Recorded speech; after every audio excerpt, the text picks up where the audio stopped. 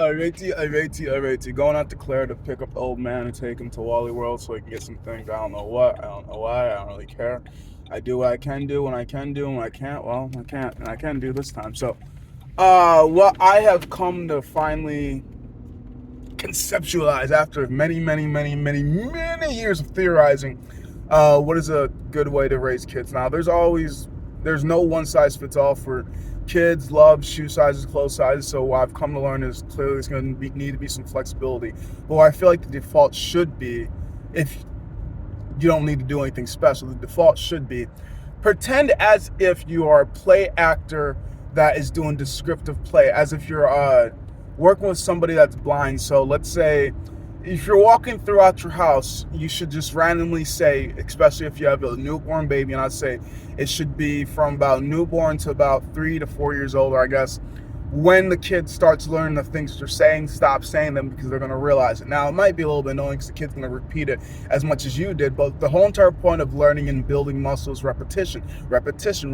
How many times do you tell a kid, door? How many times do you knock on your own personal door? And then how many times you go somewhere where you knock on other people's doors? If you don't do it enough, the kid's not going to realize. You knock on things that are closed. You just walk through things that are open. If you own the things, you go straight through because you should already know what's on the other side. But at the same time, the kid does not know anything about possession. Well, baby/kid doesn't know anything about possessions, ownings, what's his, what's hers, what's theirs, what's theirs. What's not mine is not mine. What's theirs is theirs. And I can't have it without asking. Or, oh, if it's mine, I can have it regardless if they take it from me. So as an adult, as their guardian, as their parent, as their overseer, what our job is to do is essentially tell them everything that they don't know until we get tapped out of the information that we don't know, and then they go searching for the things that they really want to know because they're going to go down a different pathway, but at least they have the basic knowledge of what road is, what mommy is, what daddy is, what uncle is, what stranger is, what bad feeling, good feeling. But the thing is, you have to always be descriptive with it. Like, let's say you have a baby on your chest and you're walking around your house, you should be stepping and you just be like, floor. I'm using my feet to walk on the floor. Now I'm going through a door, and above the door is a threshold. Now I'm going through the door, and above the door is a threshold. Since I own this place, no need for me to knock, and then still knock on the door like, knock. Oh wait, I live here. Knock. Oh wait, I live here. But still knock. Just in case somebody's in here. Knock. Oh wait, I live in. I know I'm making up songs. You don't have to be musical. I'm just musically inclined, twisted in my mind. I do this all the time. I'm just not trying to be wasting your time, but I can't waste your time if you don't watch the fucking video. That's the point. So essentially what I'm saying is, like I said, descriptive audio as if you're trying to help some blind person watch a movie, but you have to do that continuously every single time you're on the child. If you're a part-time parent, great. Full-time parent, probably going to get really annoying, really shitty, really horrible.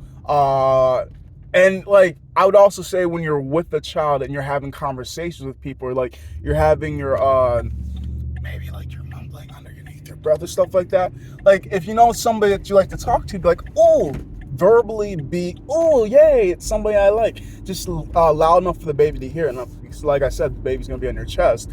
I'm assuming it's not going to be a freaking problem. You ain't got to yell, yeah, somebody I like. Be like, oh, look, it's so-and-so. Like, tell the baby the freaking connection that it has to you. That way, the child is starting to learn emotional regulation, how to express their feelings. Same way with people that you don't like, that, ooh, I don't really like that person, so I'm going to avoid them. Don't say you're going to be mean to them or anything like that. Just be blunt and honest that you're going to avoid them. And as time progresses, the child is going to already be ahead of most kids because you're taking that little time and energy just to talk to them when they're very young, instead of just using the because what you have to realize is at a very young age, they're still trying to learn. And if you teach them incorrectly, then you have to reteach them as you're teaching them, because doing the whole entire baby noise isn't really teaching them how to build up the jaw muscle or the tongue formation to be able to formulate thoughts like we can and be able to use words like we can. So, like, I will admit, I'm not always the best at using kid words around kids. I'll use adult words. I don't just mean like fuck, cunt, whore, and shit. It's just like a bigger word like impossible, unstoppable, spectacular, amazing. That's because I want the kids around me to have bigger vocabularies. Now, do they have bigger vocabularies? Well, it's not because they're always watching adult. Okay, I'm trying to think of like what's a decent kid/adult show, or like maybe teenager show that's like mature enough, but like it all depends on your kid and stuff like that. So I figure for the fact that they're around me a decent amount of time, I use these words, and due to context, they might either learn, or I'm honestly just waiting for them to ask, what does it mean? What does it mean? Either way, having these words thrown in front of them, they're going to want to know what it means, and eventually, hopefully, want to use it in their own vocabulary. And with the fact that they integrate into their vocabulary, it's going to make them look like a more astute child. They're going to look ahead of their time. And isn't that the point? To make sure your child can do everything it needs to be able to sustain an existence on this planet? No, not every parent wants to be a parent. And not every child's a good child to teach. But at the end of the day, I always think that every child deserves parents, but not every parent deserves a child, because some parents don't even give a single iota, a single molecule, a single love, a single attention. Just like there's like, well, yeah, this baby's here, but it cries a lot. It don't know what it's doing. Like, what the fuck? Come on. The baby's basically like a new employee that's never been in this job field before. And you gotta train the motherfucker for 18 years. As the times progress, you teach them a little bit less and less because I'm assuming you did a good job at the beginning, or at the same time, there's also multiple teachers in the child's life. So therefore, you might not even be the main teacher, even though you start off as the main teacher, assuming that you, the parent, the birth givers, keep the child. It could easily be grandpa, it could easily be grandma, it could easily be uncle, auntie, it could easily be some other loving parents that aren't the birth givers. But at the same time, the message is still the same, that you have to treat the kid like you're doing a descriptive play.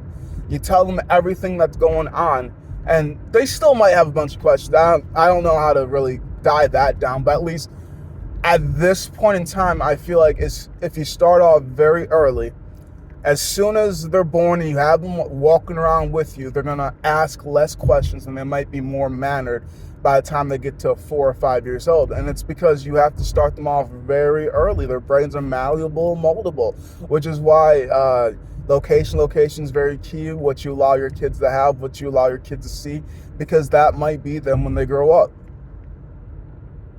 But I think that's my spiel on how to parent kids. I know, because I'm not a parent, you should know what the fuck to do. Oh, I'm not gonna trust you.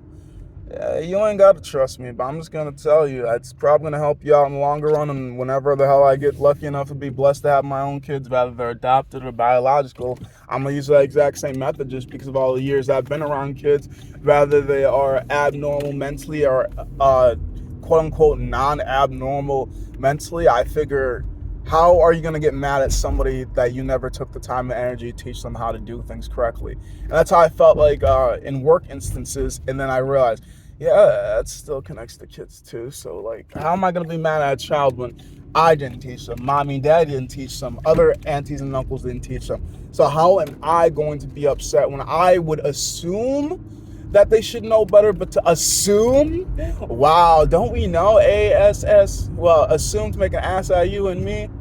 ASSUME. I'm not trying to make an ass out of you and me. I'm just trying to teach you something, and teach you not to be a menace to society. So I'm going to be slow and patient with you until you absolutely bother me. Then I'm going to leave. But if you follow, well, I hope you're good at digging, or you're just going to be stuck in a hollow grave still dug by you. I'm just telling you, I'm trying to be helpful before I become a menace to you. And I'm going to try helping at least 2 or 3 times before I'm like, fuck it. Maybe 5 to 6. All depends on how much I care about you, and I don't know. How much I care about you.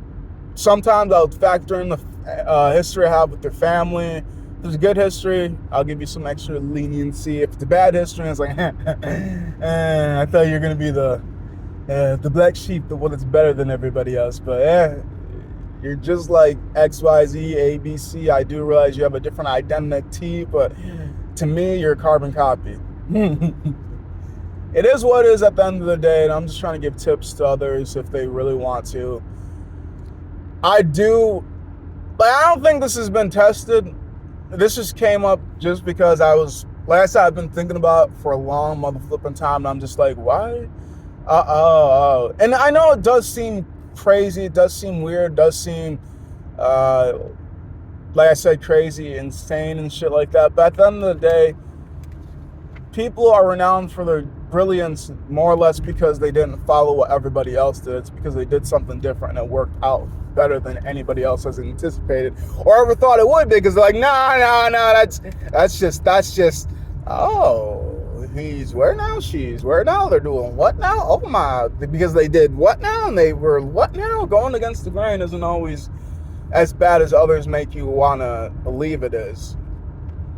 So, like I said, treat your child like they're blind and need everything described to them, because essentially they do. They're not necessarily blind, but they need to know, what's that? Oh, it's a door. What's that? Oh, that's a car. What's that? Oh, that's a human. What's that? Oh, that's a darker human. They come in different colors. What's that? Oh yeah, that person doesn't have all, well, not everybody is born with 2 legs, 2 hands, and everything that you and I have, but that does not make them any different than us. That does not make them any less deserving of love and or attention and or affection. They are just designed differently than us. And if you get to know them, you get to find out that they have cool little stories attached to them that we might have. But to say which story is cooler, it's harder to tell. But at least when you meet somebody, they might have more interesting things than you can think of, or less interesting things. You have to keep that inside your head sometimes, little ones.